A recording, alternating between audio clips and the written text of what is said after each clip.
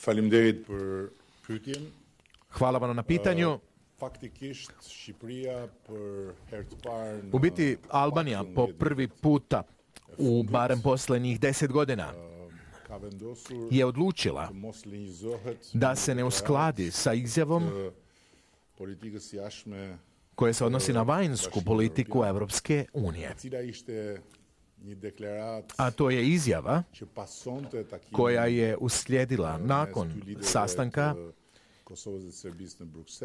dvoje lidera, znači Kosova i Srbije u Briselu. No, zbog proceduralnih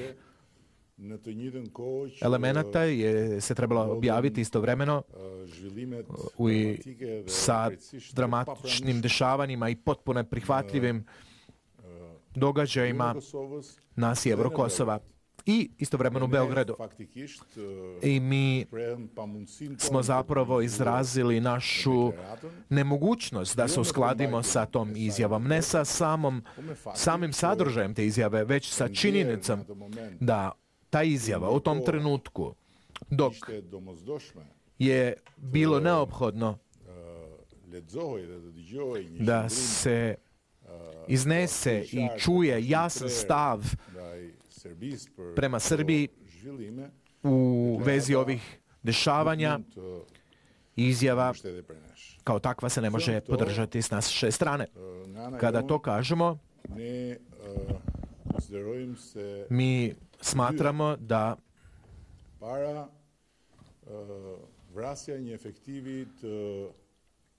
ubojstvo policijskog službenika Republike Kosovo od strane kriminalne skupine koja je do zuba bila naoružana, nosila vojne odore i ušla na teritoriju Republike Kosovo i dan žalosti koje je Beograd proglasio za članove te skupine koji su eliminirani od strane sigurnosnih snaga Republike Kosovo su neopravdani, neprihvatljivi i moraju se osuditi na svim mogućim razinama. To je naš stav. I bez dvojbe da stoga što promoviramo dijalog za normalizaciju odnosa, za uspostavljanje konačnog mira koji prolazi kroz konačno uzajamno priznavanje i svakako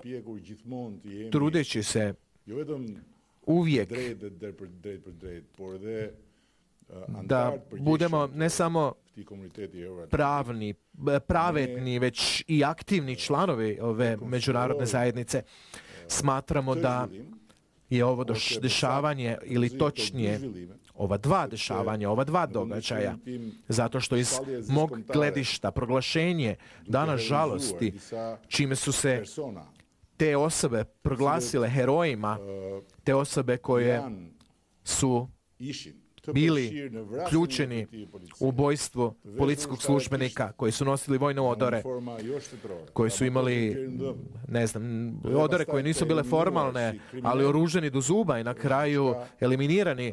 kao kriminalci kakvi su bili, je jednako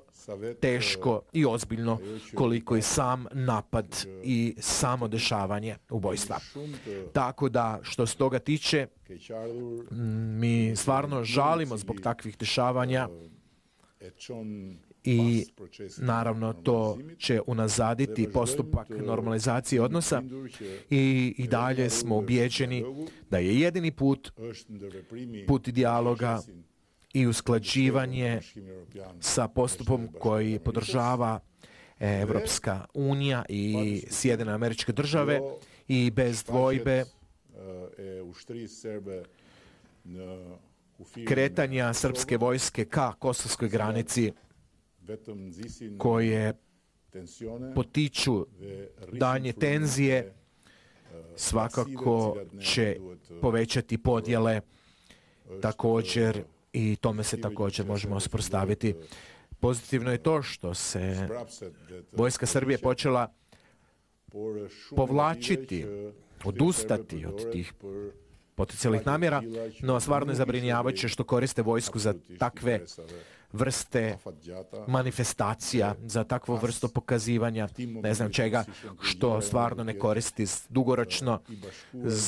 u posebno ovom trenutku kada cijela regija treba biti ujedinjena i opredijeljena za mir i za postupak učlanjenja u Europsku uniju i cijelu Euroatlantsku zajednicu.